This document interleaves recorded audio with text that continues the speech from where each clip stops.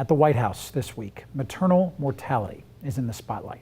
Vice President Kamala Harris rolled out a plan to reduce high maternal mortality rates in the U.S., which ranks high among developed nations. Back here at home, Sarasota Memorial Hospital, though, getting the nod as one of the top maternity hospitals in the country. The system clinched the 6th position in U.S. News and World Report's first ever evaluation of maternity care across the nation.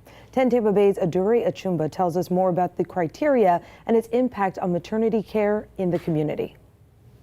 Just having him, it was painful.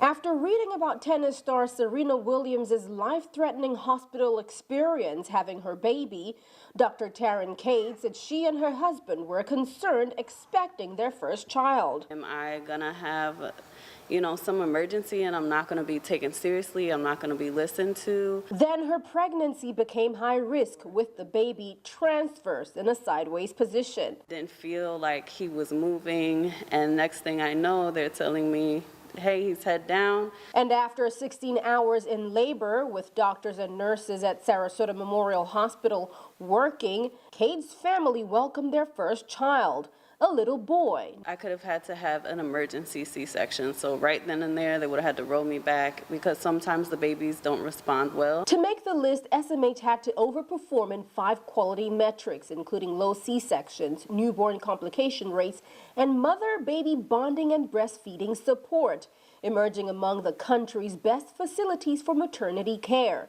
Nationwide, though, challenges in the sector loom large, with around 20 deaths per 100,000 live births, according to the United Nations. In Florida, one of our biggest issues is postpartum hypertension and also postpartum blood clots. Dr. Felice Barron, a maternal fetal medicine specialist at Sarasota Memorial Hospital, says access to prenatal care is one of the biggest issues women face, especially among minority and low-income communities. And having hospitals that work with the different obstetrical providers to be able to seamlessly then take the woman from her prenatal care into delivery and early postpartum care.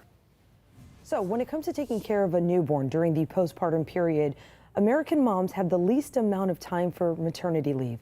According to Pew Research, the number of working moms has increased over the last 50 years, so nearly half of 2-parent families are working full-time. Around the world, Estonia offers the most government-mandated paid leave at 86 weeks.